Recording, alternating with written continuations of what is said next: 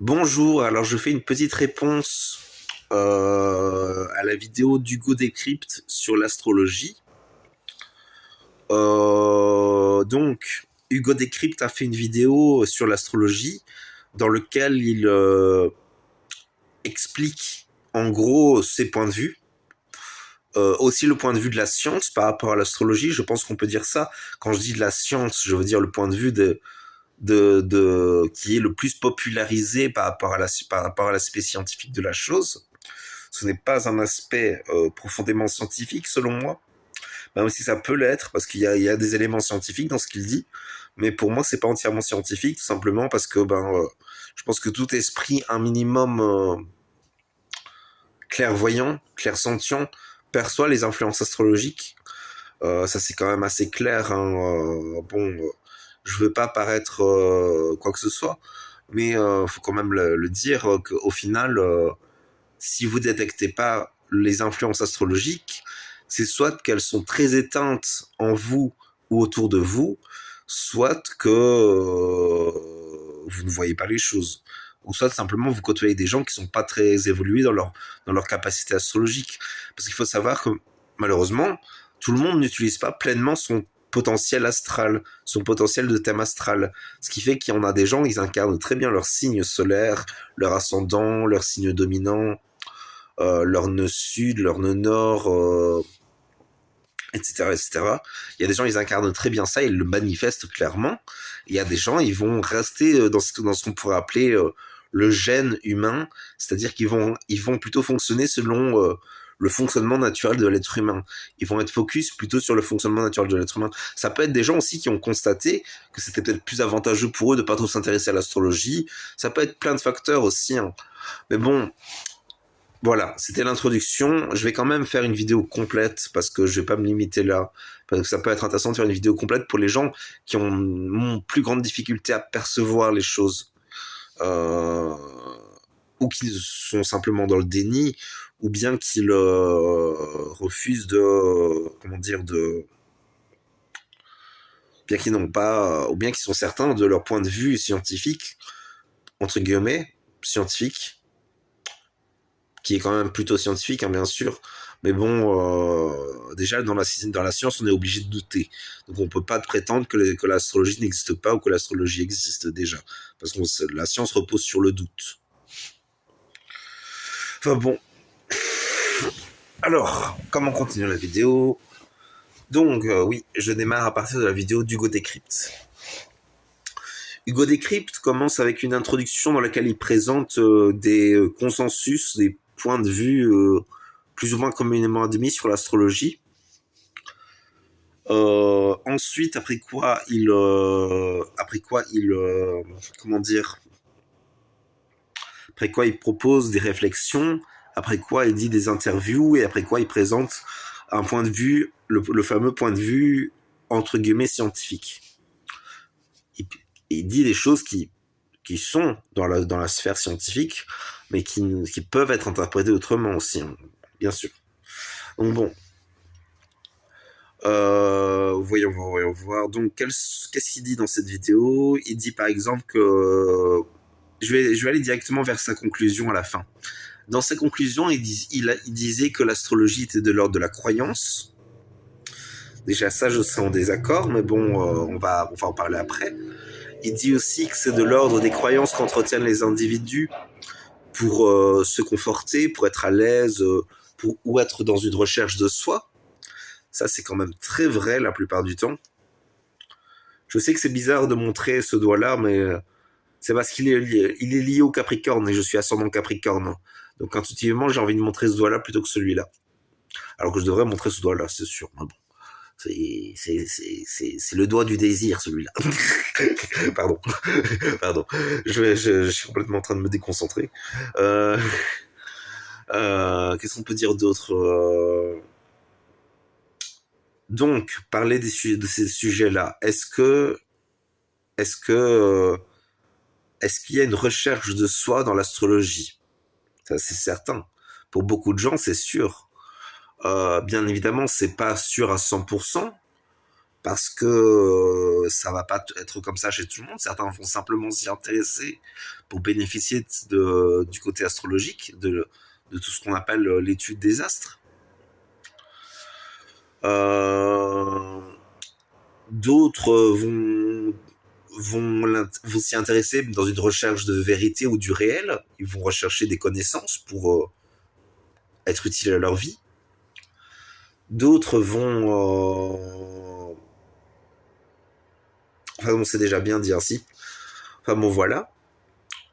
Donc je le rejoins quand même sur ça parce que il dit donc que les gens veulent se conforter dans ses croyances.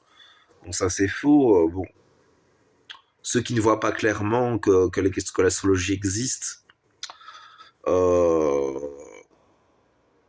oui, pour eux ça peut être plutôt vrai. Bah, bien évidemment que peut-être qu'ils font ça pour eux-mêmes, pour se conforter dans quelque chose. Pour ceux qui se cherchent eux-mêmes, pour ceux qui se cherchent eux-mêmes, ça peut être intéressant l'astrologie dans une recherche symbolique de soi-même.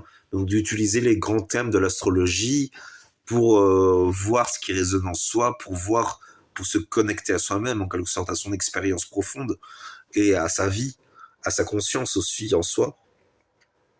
Donc il peut y avoir ça aussi d'intéressant chez ces gens-là. Le truc c'est que c'est quand même malheureux parce que quand on regarde les gens qu'il a interviewés, c'est triste hein, parce que c'est pas, il a pas interviewé d'astrologue, j'ai l'impression d'ailleurs, j'ai plus le souvenir clair de ça. Ce serait pas impossible qu'il ait interviewé un astrologue. Et je sais qu'il a interviewé un astrologue qui ne travaillait plus dans sa profession. Bon, je veux pas être méchant, mais bon, il a quand même fortement un biais lui-même. Il a quand même il n'a pas vraiment interviewé, il n'a pas repris des interviews de personnes qui croyaient dur comme fer à l'astrologie. Donc déjà, ça biaise son étude, parce qu'il faut s'intéresser à toutes les convictions des gens, à tous les niveaux de conviction, pour avoir un avis étayé. Ensuite, comment dire, il interviewe quelqu'un qui ne travaille plus. Alors c'est intéressant, c'est intéressant d'ailleurs, c'est vrai. Là cette fois-ci, j'utilise l'autre doigt. C'est intéressant ce qu'il dit parce qu'il a interviewé un ancien astrologue qui disait justement toutes les convictions des astrologues étaient ébranlées d'année en année, et qui ne changeaient pas leurs croyances. Euh, et cet astrologue disait ça. Peut-être pas vraiment sur le ton du reproche, mais quand même sur le ton de la remarque, on va dire, par rapport à l'astrologie, en disant mais au final les croyances n'évoluent pas, comment cela se fait-il, c'est qu'au final ça ne repose pas sur quelque chose, c'est toujours la même chose, etc. etc., etc. Bon, malheureusement c'est pas aussi simple. Le truc c'est que on peut pas faire de prédictions avec l'astrologie.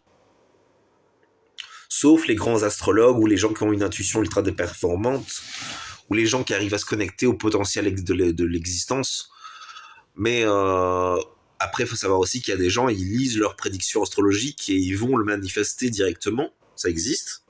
C'est pas vrai pour tout le monde, mais quand on est convaincu à 100% que ce qui va se passer, que ce que l'on lit va se passer, ben ça peut jouer dans la balance.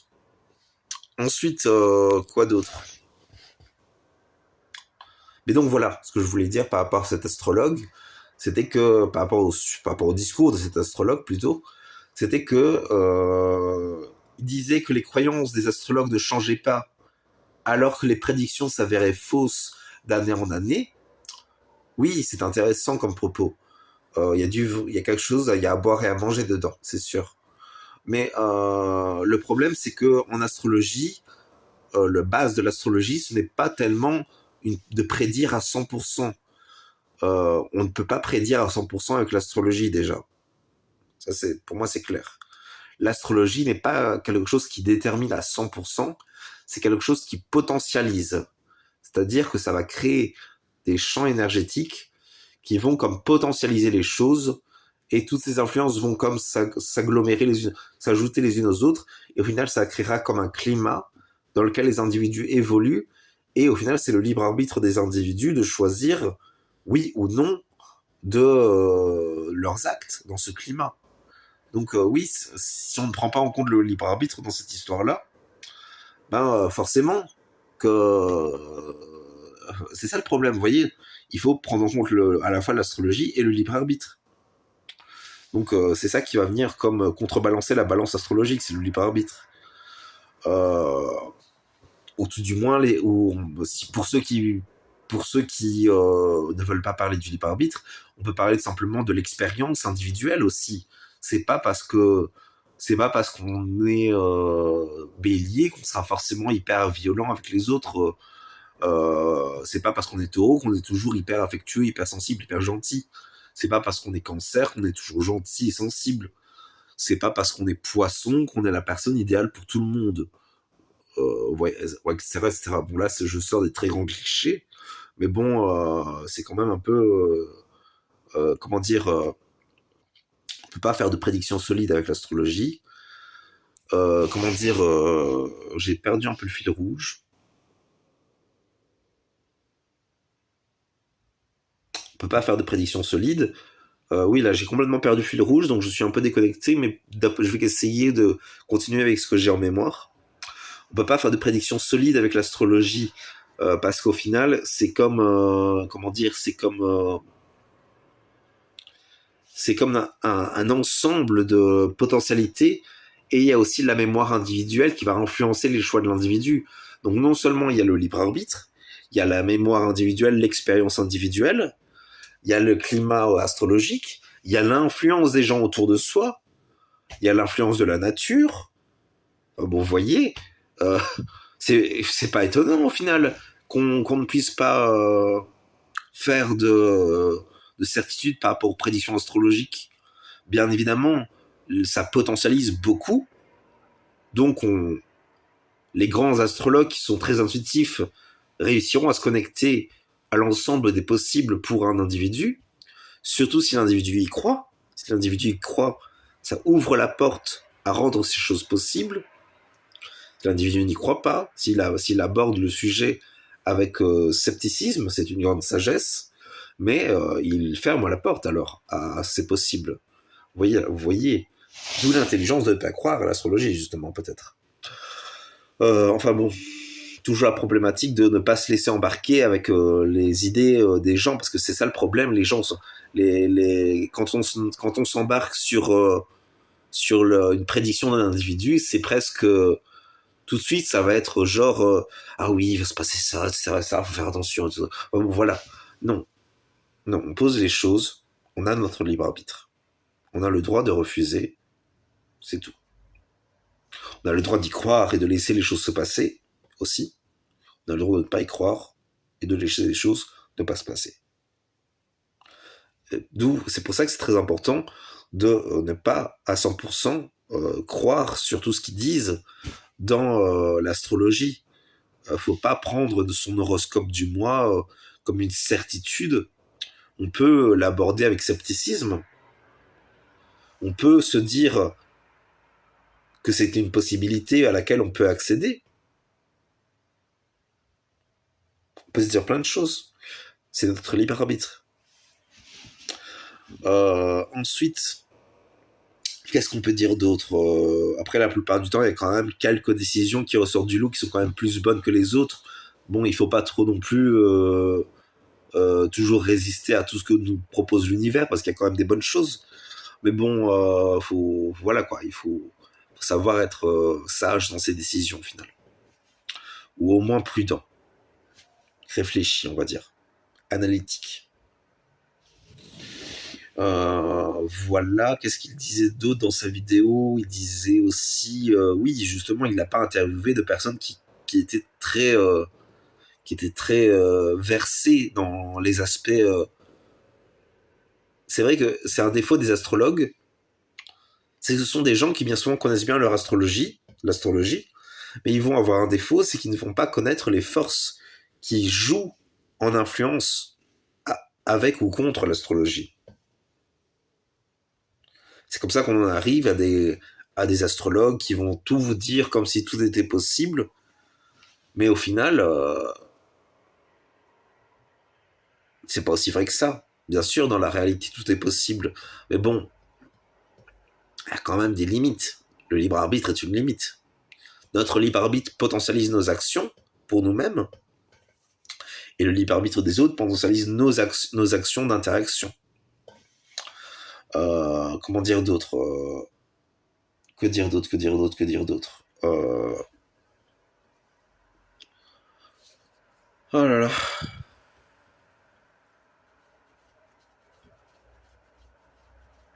Il y a aussi l'essentialité de se rendre compte que tout n'est pas à prendre dans l'astrologie. Il faut savoir discerner le juste de l'injuste. Il faut savoir discerner le fondé de l'infondé. Il faut pas tout prendre parce que juste on a cru une fois et on continue d'y croire. Il faut savoir discerner. Faut aiguiser le discernement. C'est le discernement qui permet d'aborder la chose avec sérieux. Le discernement, c'est pas on croit tout ou on ne croit rien. Le discernement, c'est on observe un sujet, on regarde en détail, on pèse le pour et le contre de chaque croyance, de chaque certitude par rapport à ce sujet. On essaie de regarder ce qui est vrai d'un côté, ensuite on fait l'antithèse, ensuite on fait une synthèse. Et au final, on ne garde que la substance du vrai et du pur et du réel dans cette histoire. Il y a tout ça à faire aussi avec les croyances par rapport à l'astrologie.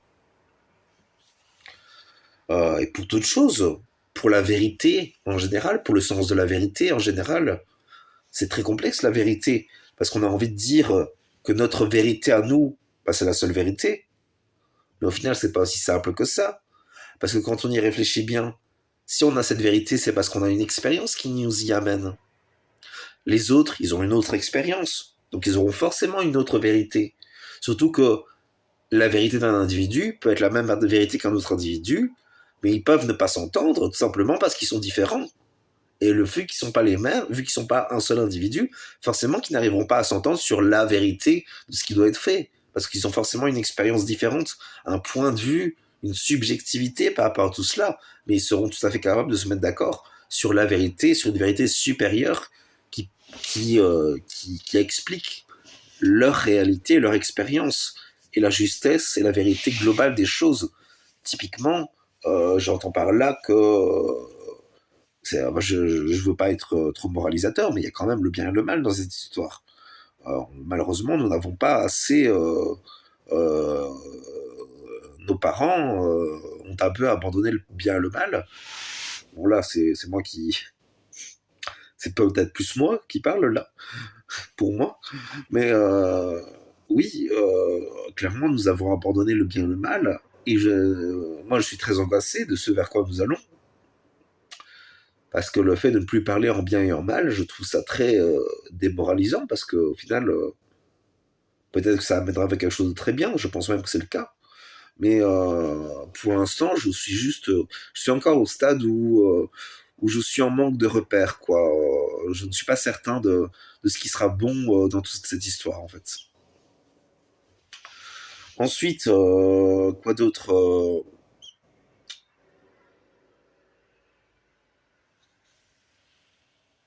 Qu'est-ce que c'est dire d'autre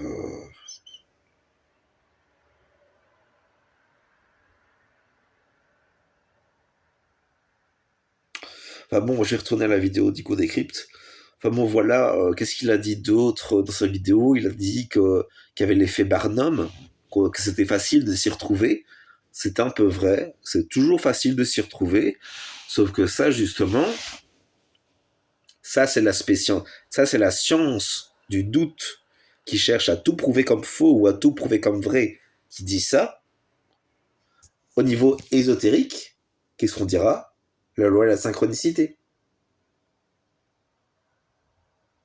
Autrement dit, quand du côté scientifique on dit tu peux te retrouver dans tout, au niveau ésotérique on te parlera de la loi des synchronicités, du fait que toute chose vit dans un forme de monde de résonance, et que toute chose appelle des résonances contradictoires ou parallèles ou complémentaires, qu'il y a un fonctionnement des énergies qui va faire les synchronicités. Enfin bon, voilà quoi. C'est simplement pour dire qu'il y a des choses, oui, on s'y retrouve facilement, et bien évidemment qu'il faut prendre en compte l'effet Barnum. Mais il faut prendre en compte aussi le fait que c'est aussi les synchronicités qui font que telle chose va sonner vrai à tel moment. Ça va sonner faux, par exemple, quand les gens vont projeter leur expérience sur les autres. Ça, là, on est vraiment dans le faux quand on projette son expérience sur les autres. Parce que justement, l'autre ne peut pas expérimenter ce que l'on expérimente. Il n'y a que nous qui expérimentons ce que nous expérimentons.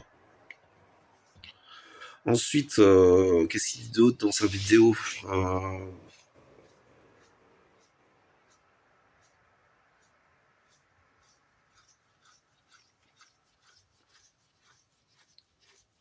Il disait donc, l'ex-astrologue disait donc que les astrologues ne changeaient pas leurs croyances. Bon, euh, oui et non. Bien sûr, si vous abordez l'astrologie comme une science certaine où on peut tout prédire et tout affirmer avec certitude, que tel individu se comportera ainsi, que telle chose est certaine et qu'on peut prédire tout et n'importe quoi grâce à son astrologie. C'est sûr que là, on n'est pas dans la science astrologique, hein, on n'est pas dans l'astrologie savante là. C'est pas ça, hein, loin du contraire. Déjà, si on veut bien aborder une situation globale avec l'astrologie, faut prendre en compte le ciel astrologique dans le moment présent du moment de la prédiction. Il faut prendre en compte les acteurs avec leur thème astral. Il faut prendre en compte les croyances, les mémoires de chacun. Il faut prendre en compte l'expérience de chacun. Il faut prendre en compte le libre arbitre de chacun. Vous voyez, c'est pour ça que je dis qu'on ne peut pas généraliser en disant que vu qu'ils n'ont pas changé leurs croyances, c'est pas parce qu'ils n'ont pas changé leurs croyances que leur science ne repose sur rien. On va dire que leur astrologie ne reposerait sur rien. Donc voilà quoi, faut pas non plus rentrer dans ce délire qu'il n'y a rien de scientifique dans l'astrologie, donc forcément on va pas y croire. Oui et non quoi, c'est pas aussi simple. Hein. Surtout qu'on peut aborder l'astrologie autrement que par Déjà, il faut pas réduire l'astrologie à son signe solaire et à dire je suis Scorpion, donc forcément je suis ainsi, etc., etc. Bon, c'est pas aussi simple. Bien sûr, ça joue, mais c'est pas l'essentiel quand même. C'est pas l'essentiel. Déjà, on est influencé par tout notre thème astral. Donc, il y a quand même l'ascendant qui joue un rôle important. Il y a le signe solaire, le signe lunaire, le nœud lunaire nord. Il y a Vertex aussi, ou Vexter, je ne sais plus comment ça s'appelle. Il y a, quoi dire d'autre il y a la dominante aussi, planète Terre aussi. Hein. Parce qu'il faut savoir que oui, on a souvent tendance à s'identifier à son signe solaire. C'est très savant de la part des gens de parler en se référant au signe solaire. Parce que le signe solaire représente la conscience de l'individu. En quelque sorte, si on a accès à notre propre conscience, si on est conscient de ce qu'on est conscient et de ce que l'on vit, et en quelque sorte, c'est là qu'on peut se rendre compte que oui, effectivement, notre conscience est polarisée selon le signe astrologique du signe solaire. Plus on se connecte à sa conscience, plus on est capable de repérer ça. Mais il y a aussi l'ascendant qui joue dans cette histoire. L'ascendant, c'est quand même ce qui joue le plus, ce qui va le plus être actif au final, passer la trentaine. Déjà, moi, je sens que je suis très connecté à mon ascendant dans l'immédiat. Quoi d'autre Enfin bon, voilà quoi. Il faut pas généraliser tout non plus, mais généralement, c'est quand même comme ça que ça s'exprime chez les gens. Il y a aussi la dominante planétaire dont on parle, qui est comme, on va dire, la note principale qui ressort du lot du thème astral. Donc, on a tous une maison dominante, un signe dominant et une planète dominante. Enfin, bon, voilà. Donc, vous voyez, on peut être caractérisé par avoir un trait de caractéristique, un trait de personnalité qui se retrouve dans autre chose que notre ascendant, notre signe solaire ou notre signe lunaire ou autre chose. Vous voyez, donc on peut être. Enfin bon, voilà. Même si au final, nous en Europe, on se limite la plupart du temps au signe solaire et au signe ascendant, parfois le signe lunaire. Pour les plus courageux, on parle de tout le thème astral, mais bon, au final, c'est sûr que c'est pas aussi simple. Mais bon, on peut résumer les choses au final au signe solaire, c'est sûr, mais ça va vraiment parler qu'à ceux qui ont un bon accès à leur conscience et qui sont pas trop lunaires ou qui sont pas trop polarisés par leur ressenti, qui sont pas trop dans le déni aussi de leur expérience. Donc voilà quoi, c'est pas aussi simple que ça. Voilà pour ce que je voulais dire par rapport à cette vidéo d'Hugo Décrypte. J'espère que c'était intéressant. Je voulais donc partager ça parce que je me rendais compte que c'était très intéressant de le partager parce que il faut pas non plus très difficile de généraliser par rapport à l'astrologie quand on connaît pas. Surtout que c'est difficile de généraliser de manière très générale. La plupart du temps, une généralité se limite à une petite généralité. Et après, si on veut voir en détail comment ça se manifeste, comment ça s'exprime, comment ça se caractérise, faudra regarder avec d'autres aspects. Il faudra voir, typiquement, si vous voulez parler...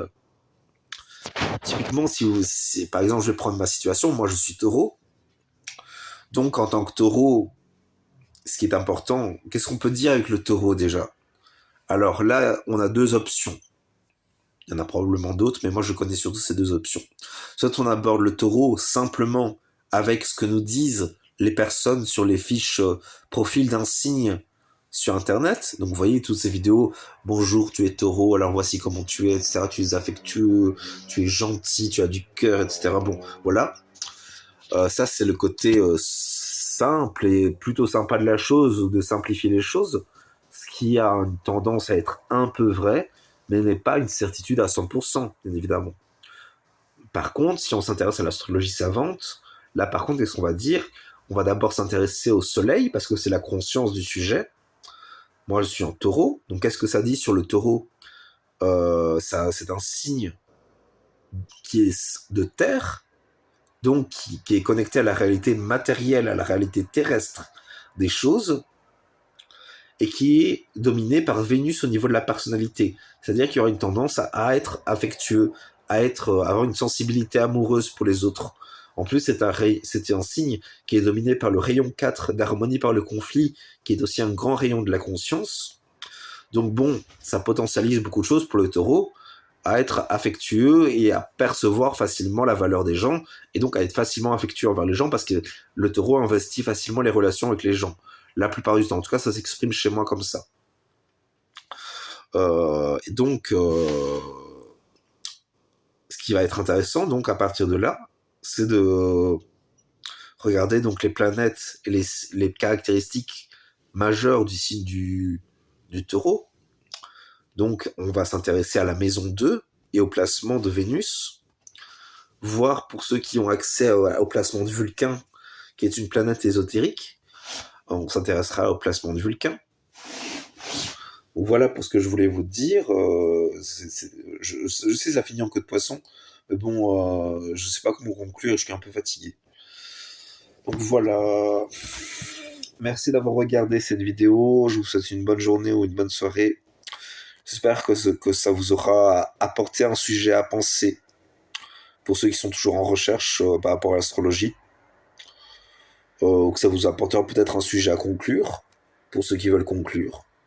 Enfin bon, voilà quoi. Bonne journée. Au revoir.